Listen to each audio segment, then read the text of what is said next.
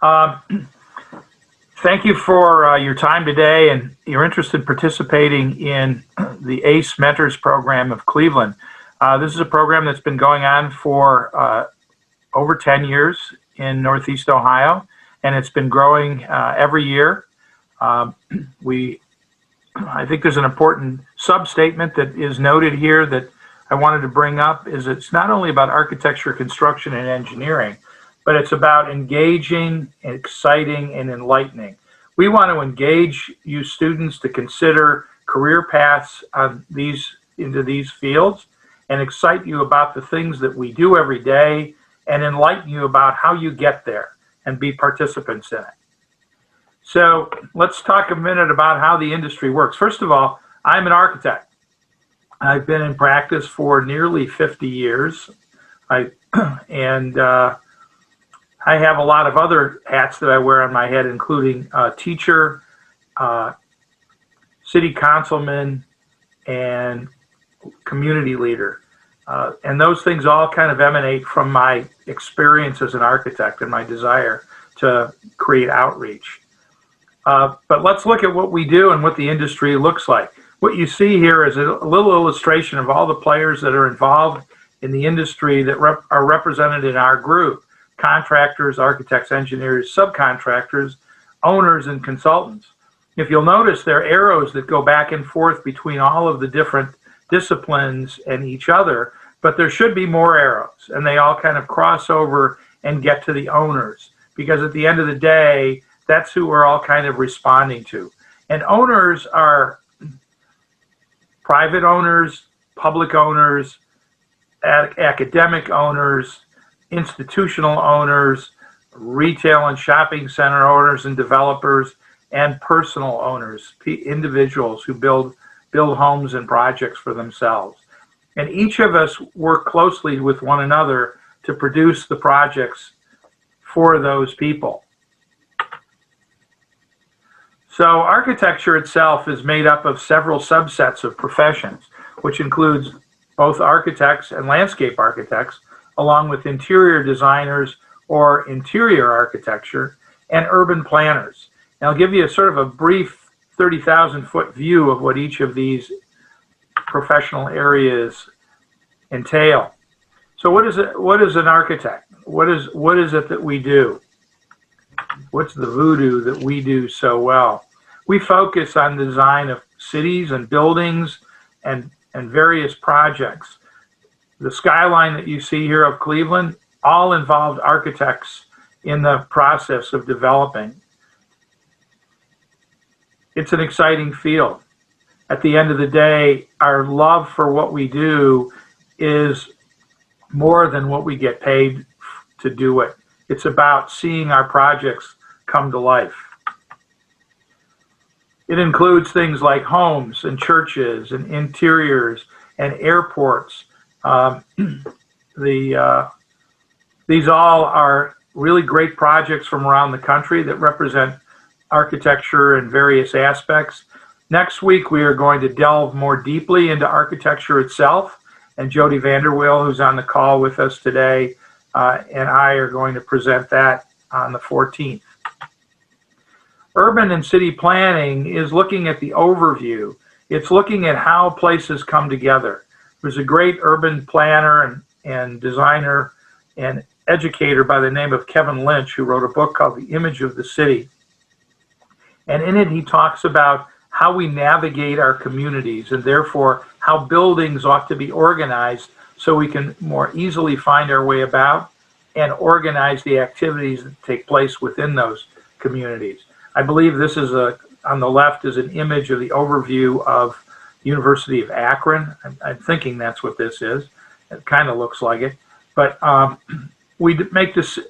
planners make decisions about what kind of buildings should go where, what kinds of uses should adjoin one another, and how we ought to interconnect them, what the space in between buildings ought to look like.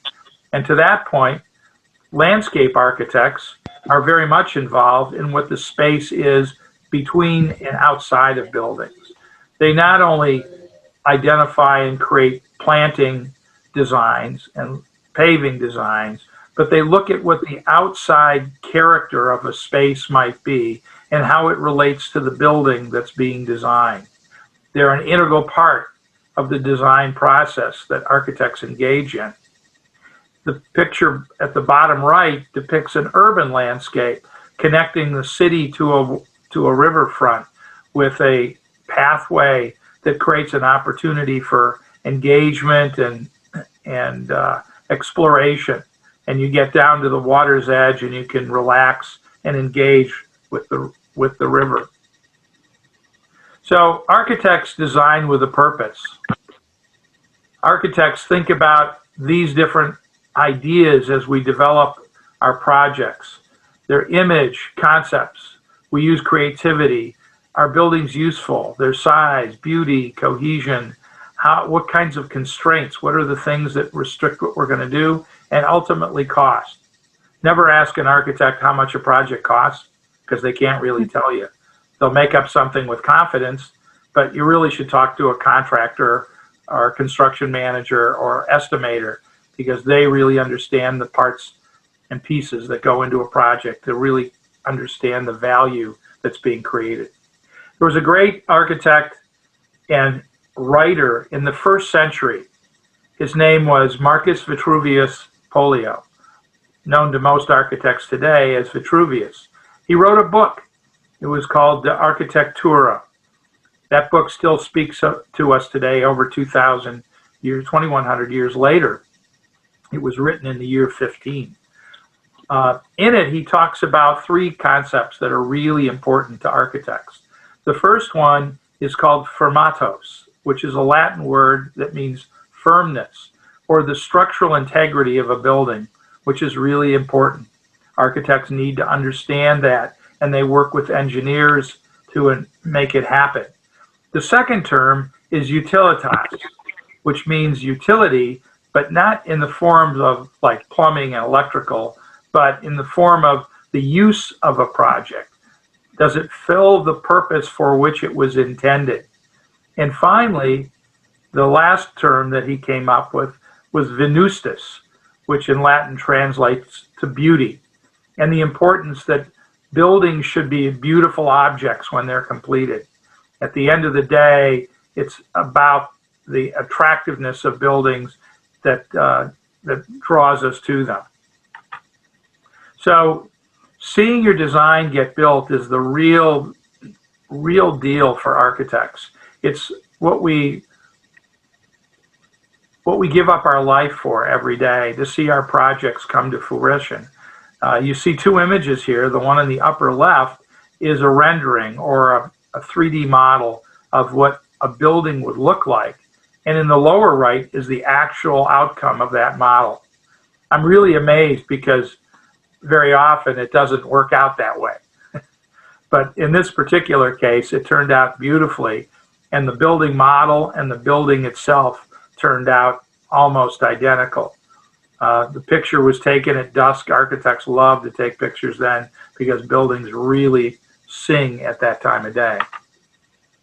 So how much do architects make? There's a whole continuum of what architects make. The median annual salary is $76,930. That doesn't mean that that's what you'll make.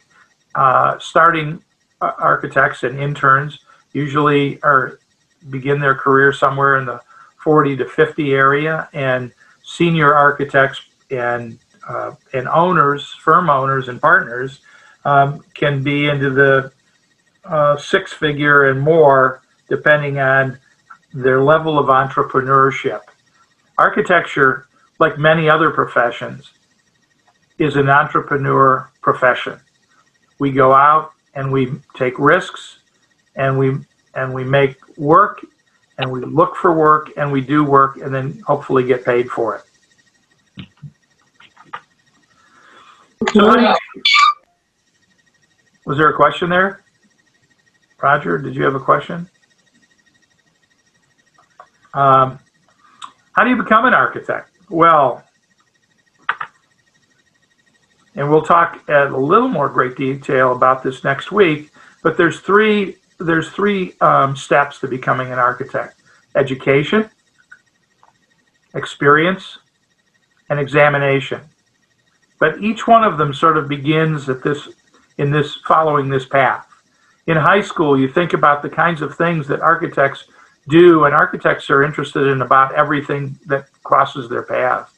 So art, history, science, mathematics, philosophy, all of those things play an important role in going on to becoming an architect, but also design and creativity. From that point, you consider going to a college that has an accredited program. Now, programs are 4 and 5 year programs. 4-year programs leads to a master's. A 5-year program can be a professional degree called the Bachelor of Architecture. They need to be accredited by the ACSA, the American Collegiate Schools of Architecture. In order for you to get licensed, there are 5 of those such programs here in Ohio, at Kent State, Ohio State, Bowling Green, Miami, and Cincinnati. And then you go on into the field.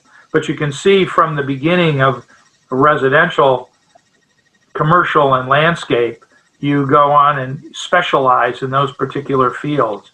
And then also as an urban planning and urban development. In the end, they all lead towards licensure and certification, and we'll talk about that at much greater length next week. So this is a little diagram of where you might want to see your career path head to. First is from high school or career technical education.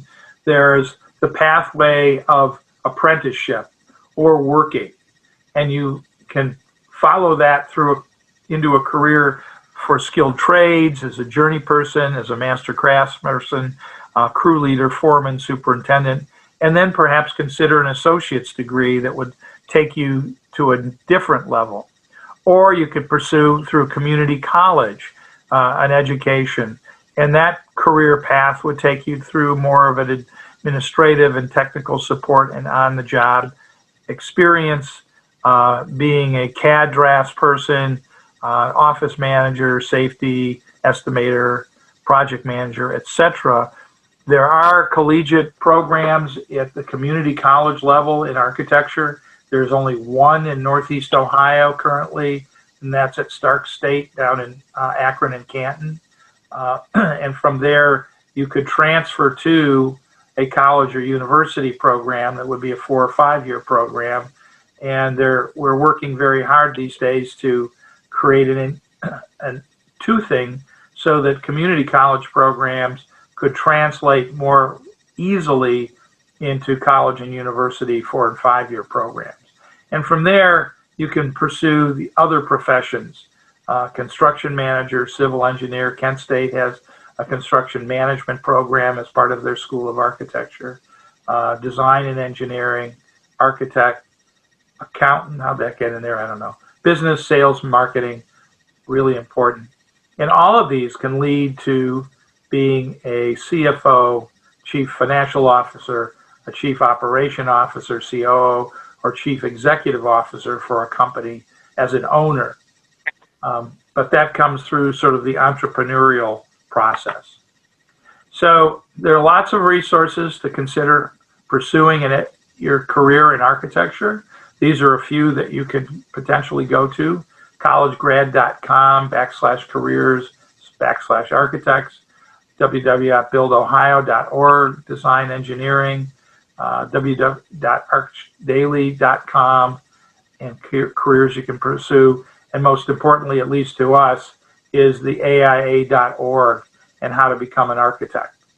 So I hope there's interest amongst you in becoming architects. The demand for that is really great. Even though I said I'm not retired, there are still many that are, and the field is growing, and an architectural education can provide you a really wonderful background in which to pursue other avenues of activity and other professions.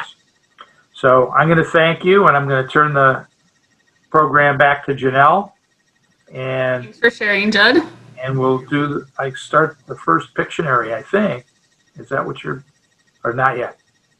You can do the Pictionary. Do you want to draw this time, Judd? Okay, I'll draw. Okay. Can I bring it? Okay, let me get. Yes. So if you go to share screen and go to whiteboard, that is how you draw. Okay, let me go to share screen. And if anyone has any questions, again, feel free to put them in the chat. Whiteboard. Now we are playing Pictionary. So, Judd, I don't currently see your whiteboard. Have you? Okay, there you go. There you go. So students, as Judd is drawing an item, you are going to guess what it is in the chat. And if anyone gets 2 of them correct first during this call, we will be sending you a gift card. So guess away as Judd is drawing. House, is it a house, Judd? It's part of the house. Nope. Oh, let's see. Roof, is it a roof? Yeah, it's part of a roof. Okay, part of a roof. Shingles, is it shingles? It's shingles. Good job. So it looks like the first shingles was from Daphne. So good job. Judd, would you like to do another one? That was pretty quick, actually. Yeah, you're going to have to pick a harder one this time. Yeah, really. Let's see, how do I clear this? Clear it. There we go. Clear all drawings. Okay. So let's try this. I'm going to try to draw a little better here. I have a really hard time controlling this mouse. Doesn't like More fun to play Pictionary when you can't draw straight lines. Well, I can draw straight lines. Fence. Is it a fence? Not a fence. Is it a hammer? Not a hammer. Is it a column? It's a column. It's a column. Fatima, think you did a good job guessing column. That was quick. Awesome. Wow. Okay, so we will be doing 2 more of these after the next presentation, so plenty more opportunities to continue to guess in Pictionary. I also thought that Patrick said pillar. That was also a good one. I think that Judd was looking for column, but I think also pillar describes that pretty well. Pillar is also a column, or a column is a pillar. So I am Janelle Heinley. I'm a project manager at Regency Construction.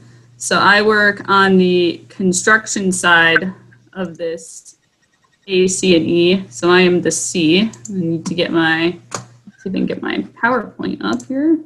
Okay.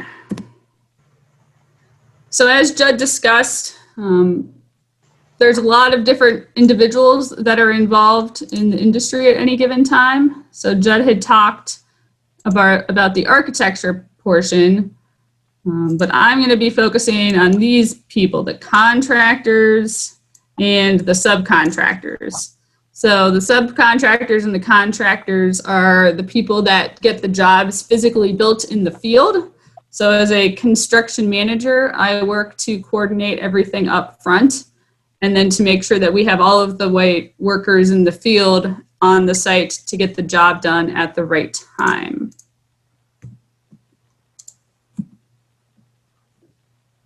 Let's see if I can get it to advance.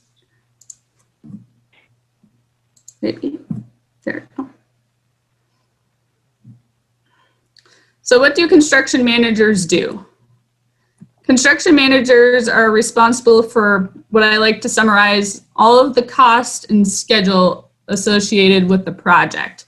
So I get involved at day 1 when Judd has maybe just drawn a pretty picture on a napkin and try to work with the owner to tell them how much it costs. Because as Judd mentioned, the architects aren't always the best at figuring out how much it actually costs to build something. So they hire us and bring us on board to help them figure out how much a project is going to cost, and then also how long it's going to take to get done. So as you walk around, if you see road construction, you know that sometimes projects can take many, many months or even years. You can drive by the same bridge construction project for, 3 to 5 years, and you always think, well, why isn't this done yet? Someone has planned that to be sequenced in such a way that they can continue to get the work done and, not impact people's lives too terribly. So I work to develop schedules, the budget, and then quality is another important part. One of the reasons we like to use people that come through the apprentice programs, which we'll touch base in a little bit, is they've gotten good training and safety. On a construction site, safety is extremely important. There's a lot of dangerous tools and equipment, and with everyone, if there's 100 people on a job site, there's a lot of things to coordinate, and the goal of any construction project is to make sure that everyone gets home safe at the end of every day so they can go home to their families while still making a reasonable living. So these are the questions that we ask ourselves when we are working to plan a project. How many resources does it take to accomplish all of these? So in order to plan a project, what people need to be on site, how much money do we need to do that, who are we coordinating with?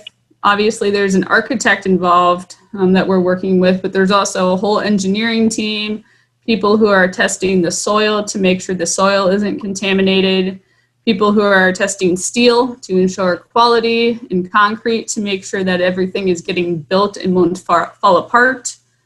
Our person on site is managing safety, so they're making sure that everyone is wearing their hard hats, that no one is getting too close to things they could fall off of or too close to equipment that's moving. But we also have to do things like meet with neighbors. One of our superintendents who ended up having to have tea with one of the neighbors of a project that he was working on. So although he had really never had tea before, he realized that he liked tea after he had the ability to sit down and discuss the project with the people in the neighborhood we were working in.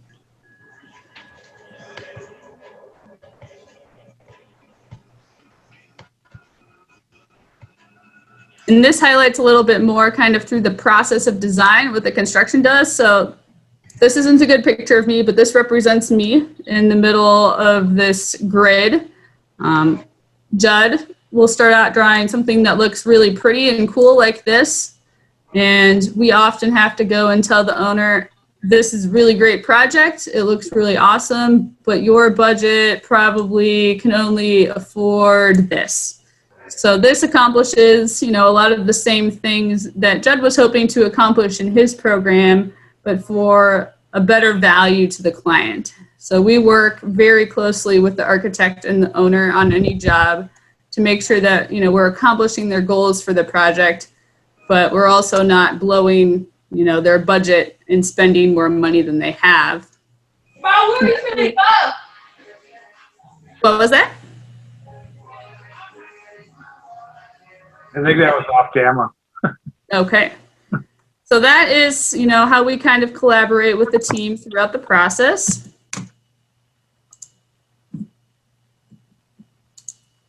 Come on.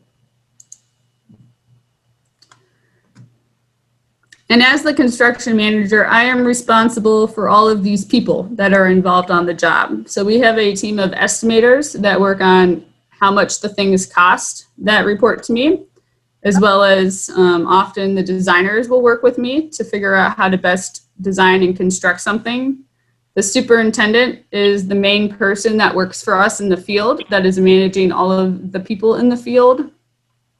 Foremen are more specialized managers. They manage their workers of the tradespeople that are in the field. So each trade, whether it's a carpenter or a plumber or an electrician, they each have a foreman on site that's coordinating the materials and work for that specific trade. And then the journeymen and apprentices are the workers that are completing all of those jobs in the field. And we'll touch on that a little bit more in a second.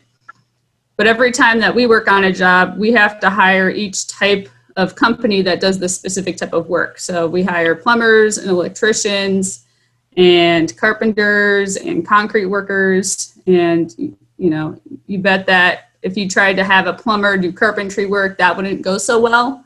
So these subcontractors are how we make sure that we get the best people doing the best type of work.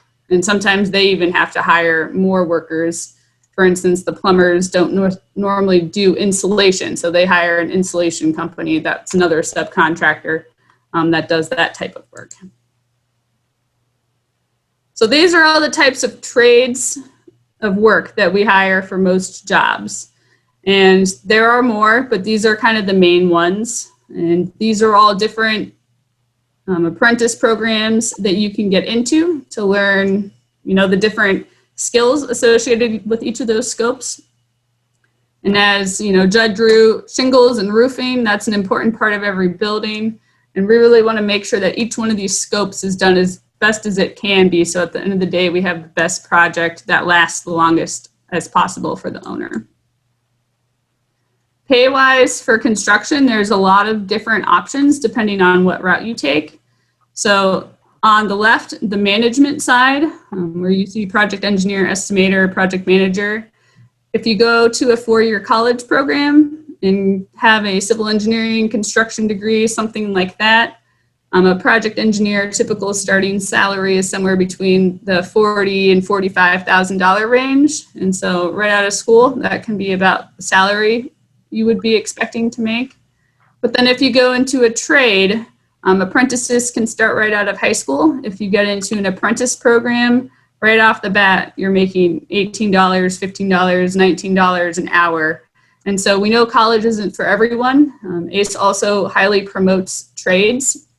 So if you have any interest in entering the trade fields, I know I mentioned there's scholarships for college, but there's also scholarships associated with some of the trade programs. So just keep that in mind. That's a good career. And as you finish your apprenticeship, become a journeyman, you'll see that those labor rates, start to go up into the $30 range. And so that can be quite a reasonable career for someone who maybe, doesn't like school as much as someone else. And as we just discussed, there's a route to go, college, to do internships. ACE really stresses that anyone that is interested in the field, we have a lot of companies that can offer internships. So as you go to college and you want to get more experience in any of these fields, make sure you stay connected with ACE. One of my ACE students from New Tech West, who graduated a year and a half ago, she interned with me over last Christmas break to just kind of get an idea of what was going on. So it's been great to stay in touch with her and make sure that she's getting everything that you can get out of the ACE program. And then on the other side, as Mr. Anderson said, it is also, a way to avoid debt. If you get a Say Yes scholarship and an ACE scholarship, you can avoid some of that through college. But also if you go down this trade school route, you start getting paid as you're getting your education. So as you go into an apprentice program, they pay you as you're going to class and learning. So that is always a benefit as well. And similar to the last time, there's many different routes to get into construction. Construction is almost more flexible than architecture or engineering. We have project managers that started as carpenters that then decided they wanted to work in the office. We have people in the office that decided they wanted to learn more trades and have spent more time in the field. So kind of regardless of what path you take in construction, there's so many ways that you can end up in different career fields. There's just really a lot of flexibility associated with that. So that is construction. Does anyone have any construction comments to put into the chats?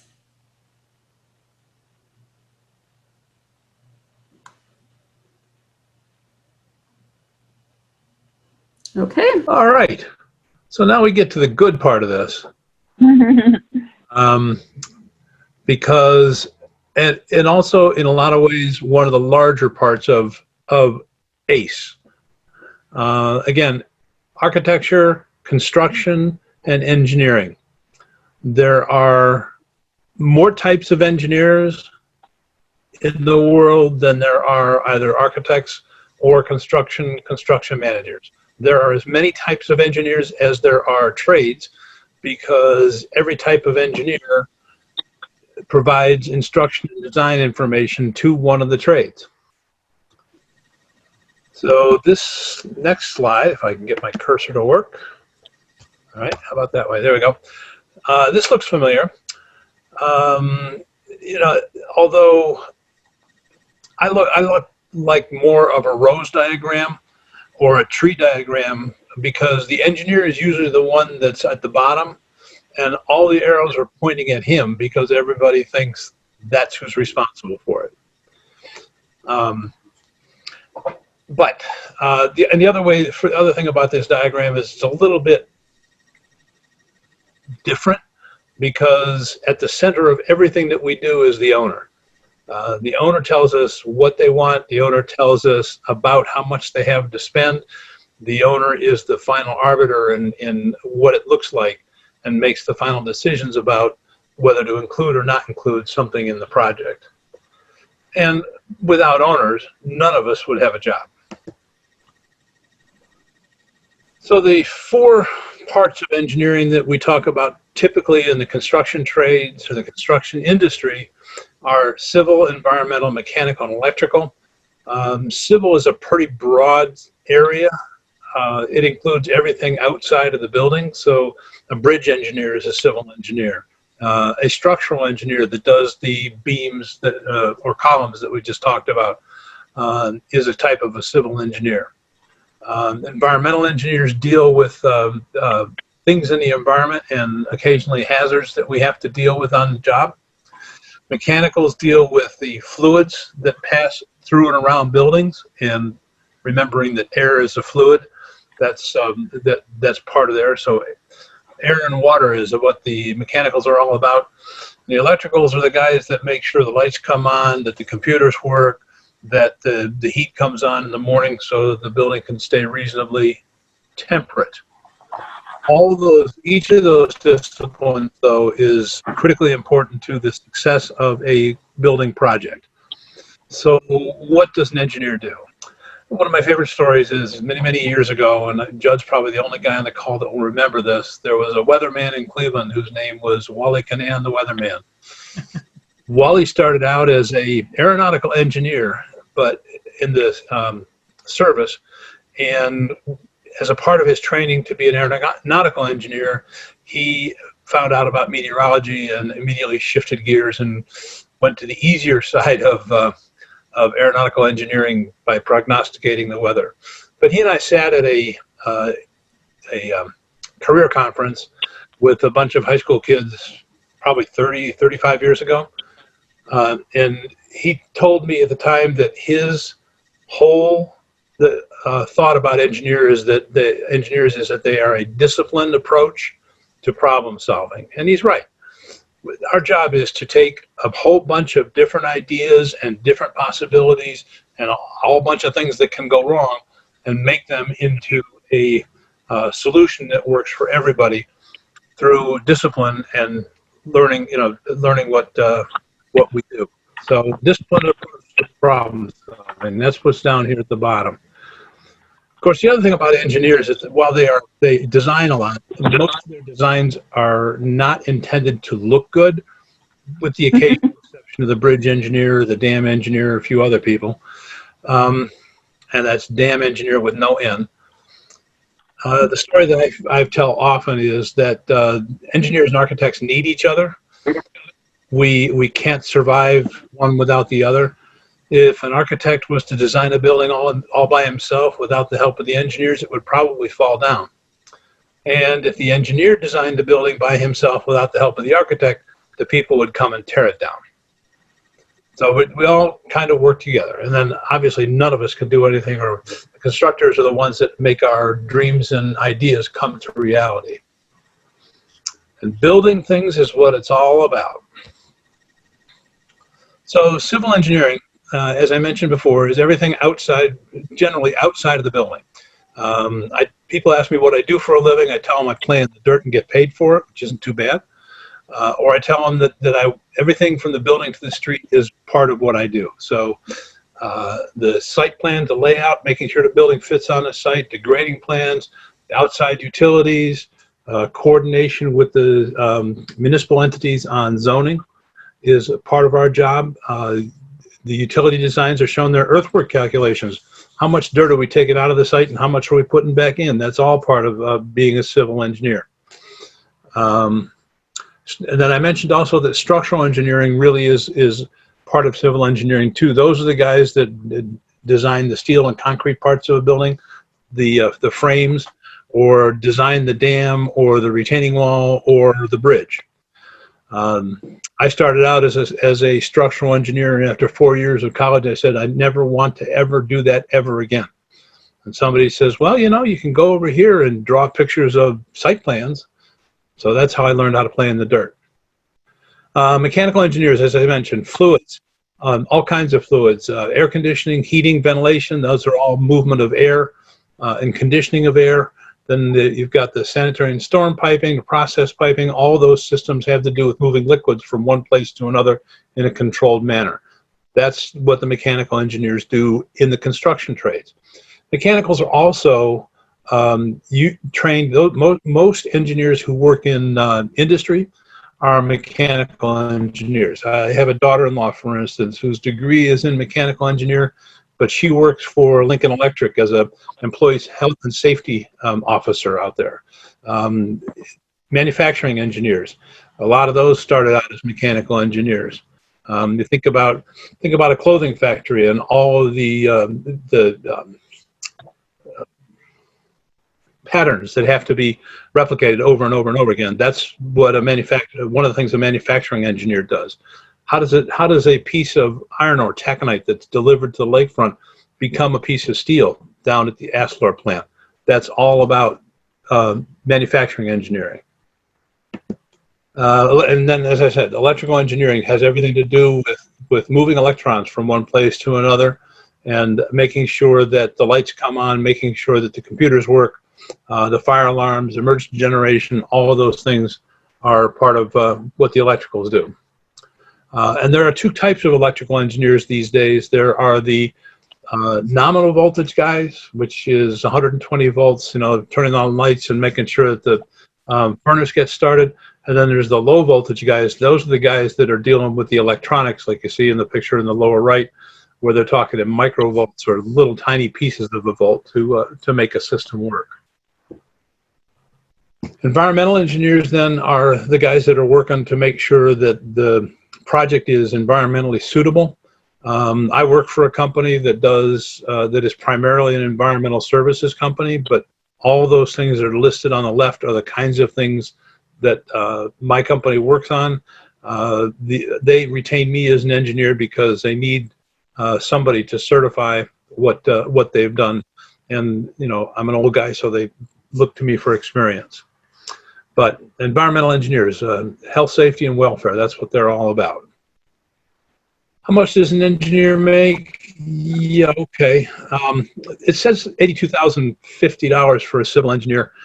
That probably is a fairly highly trained senior engineer, somebody that a senior bridge engineer, a project manager, or a corporate engineer. Like Judd said and Janelle said earlier, coming out of college, a engineer apprentice starts out at about $40,000, $42,000, somewhere in there. By the time you get by the time you've had about 4 years of experience, you could be up to close to $50,000, depending on what part of the world you're in. And then what you're seeing here is upper ranges for all of the production type engineers. You can look down at that learnhowtobecomeanengineer.org website. At the bottom, there's a lot of good information there that I didn't have time to take down. I just scanned at it to make sure that it was there. So, not a bad career. So how do you become an engineer? Well, you remember what Judd said about you go to high school, make sure you graduate from high school, STEM career, STEM, oops, how do I go back? This way. There we go. STEM education in high school is critically important: science, technology, engineering, and math. And I know a lot of the students that are here are part of that. That doesn't mean you got to get through Calculus 2 by the time you get out, or AP Calc. That's not the kind of stuff what we want you to do is be able to understand the systems, understand what the numbers are doing, how they're fitting together, and then take the higher math when you get into college. You go to a college that is ABET credited for engineering. That's I keep forgetting it. Accreditation Board for Engineering and Technology. We have 2 schools in Cleveland that have ABET certified programs at Case and Cleveland State. And you go a little further in the field, and there's lots of them around. Akron U, Kent has an ABET accredited program. Certainly Ohio State does, Youngstown State. They're all ABET accredited and usually focus on different areas of engineering as a part of their education program. Yeah, it talks about the algebra, geometry, calculus, trigonometry. The other part that should be under mathematics is balancing your checkbook. Everybody, by the time you graduate from high school, ought to understand banking and how that system works. The computer and information technology is getting to be more and more important. AutoCAD and or Revit are nice tools to have, but I don't think necessarily have to be whiz-bang at them by the time you graduate from high school, as long as you're aware of what's out there. This slide looks familiar. It's about the same process for engineering as it is. You know, I keep flipping. If I would stop hitting the screen, this wouldn't happen. The other thing that I wanted to mention is Judd talked about the 3 stages, the education, experience, and examination. Engineering is exactly the same way. You get your education through a 4 or now 5-year program in college. Then you go to work for a while. When you come out of college, you can get what we call an engineering intern certification, which means you take a 8-hour test and go to work for somebody that knows more than you do. You do that for about 4 years, and then you can sit down and take the principles and practices exam, after which you could become a professional engineer, which is the same level as a registered architect or an attorney or an accountant or any other professions. It gives you a license to practice, and they say it's practice because, like Judd said, he's been doing this for 50 years. I'm not far behind him, and we're still figuring out how to do our jobs. Yeah. Oh, the associate's degree. The associate's degree in engineering does have some real value. You can get an associate's in engineering technology from Cleveland, from Tri-C or Lakeland or Lorraine County. That gives you the enough information, enough training and understanding to be able to work in a professional office. Then you can follow it up with a couple more years of training with a bachelor's degree. And most of the companies that work in this area will be more than happy to assist you once you've got your associate's degree and getting the bachelor's as you move on. Okay. And these 3 look familiar. There is also ASCE.org, American Society of Civil Engineers, which is an organization that I belong to. There are many other professional trade organizations out there that have some excellent information on learning how to be an engineer. And with that, I'm done. I hope we have engaged you. I hope we have excited you. And I hope you're slightly more enlightened than you were before. Roger, would you like to do the last round of Pictionary, or would you like me to do that? You know, I was afraid you were going to ask that. I'm going to let you do it. Okay. I think I told you ahead of time, I've never done Pictionary before, but I'm sure having fun with it. Okay, so now we're on to our last 2 versions of our Pictionary game. So, guess away. It's a box. It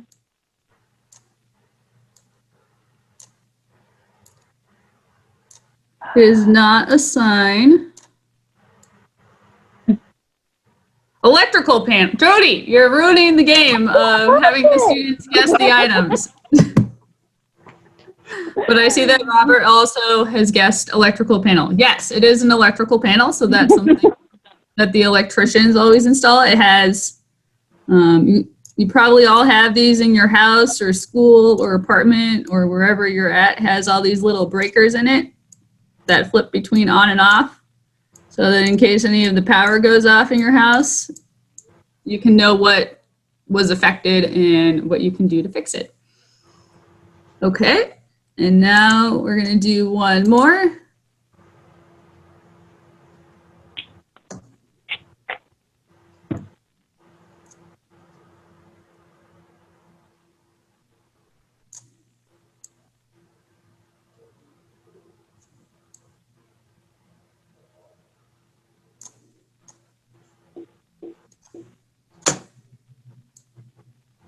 Could be stairs. It's not stairs in my mind though, but that's a reasonable guess. Foundation is also a good guess, but not quite what I'm going for. Not a brick road. Nope.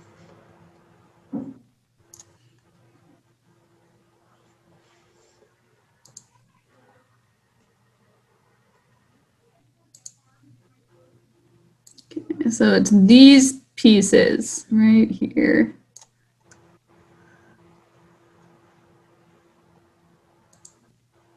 Bricks is close. You can make it out of bricks, Yes.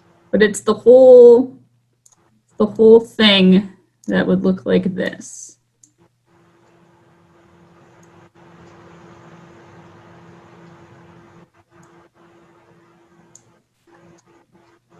Not slabs, but that's a reasonable guess. Brick wall. Okay, so brick wall is pretty close. What's it called if the brick wall is holding back this material? Dam would be if the brick wall is holding back water. So that's a good guess. This is holding back earth.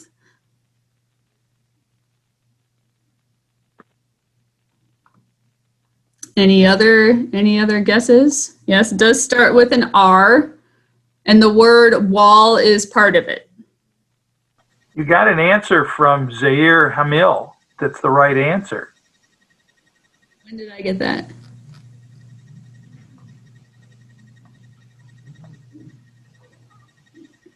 You see it in the chat? No. Yes. Did I miss it? I think you did. How long ago was it? If so, great job. I'm seeing it. Oh,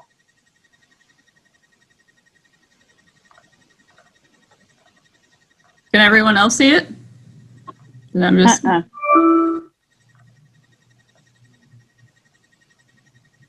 Judd, do you see it? I'm seeing it, but Is it just to you? I think it just says privately. Yeah. Oh, okay. Well then, Judd, if you can respond with who said that to all, that would be great. Retaining wall is the right answer.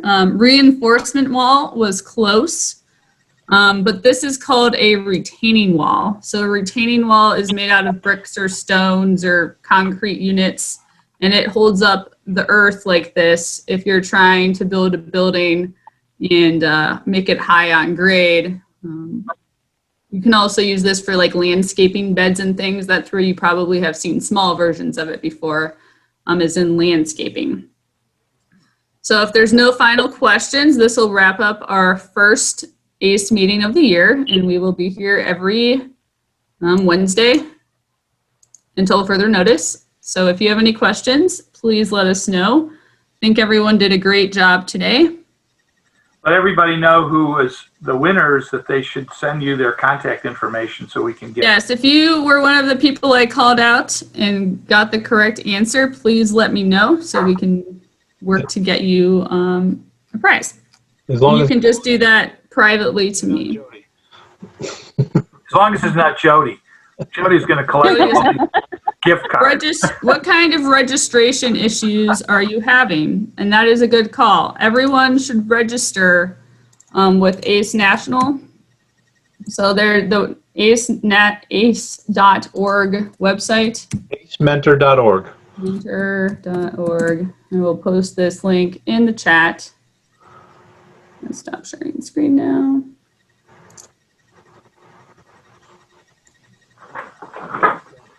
Robert says that he signed up yesterday and his mother was supposed to get a confirmation. Hasn't come yet. It takes them a little bit of time to get things moving back out of ACE National.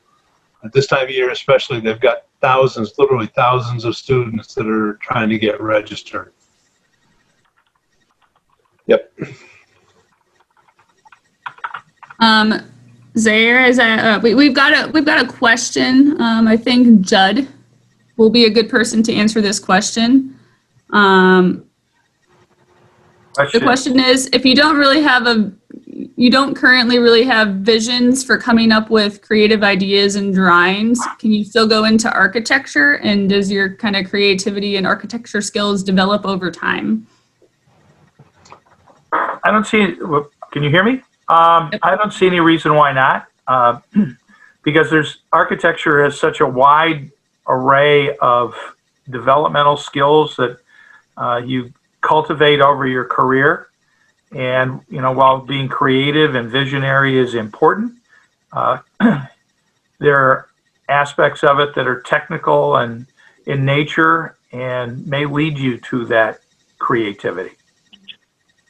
To build on that, there are, different types of architects. Some architects do more kind of creative, pretty drawings, and some focus more on how to actually get the details on the drawings right so that your wall doesn't have water leaking through it or something like that. So both types of architects, are really important, both the ones that have, cool visions, but also ones that can understand how things should go together.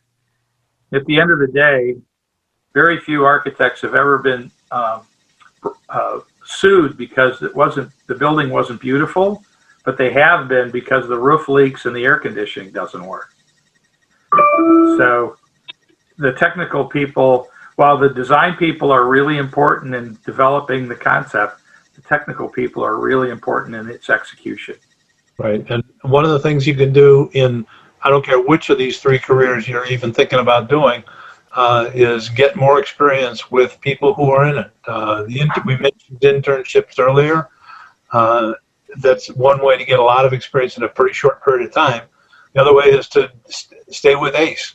You stick with us, especially if we can get back to in-person sessions, mentoring sessions. You'll find a whole lot of things that we do out here, one of which may prick your interest. Again, I've been with the program for, I think this is the 13th year now. One of the most surprising was a student that we had my very first year who didn't know what she wanted to do, but was excited about perhaps getting some scholarship money. She ended up going to business school and runs a flower shop. But she still uses the skills that she learned in ACE to help her run the shop. Well, to address the question about the creativity, we're going to explore that a little bit next week in the session that Jody and I are going to be leading on the introduction to architecture. Mm-hmm. Stick with us, kids, and we'll cover you in zircons.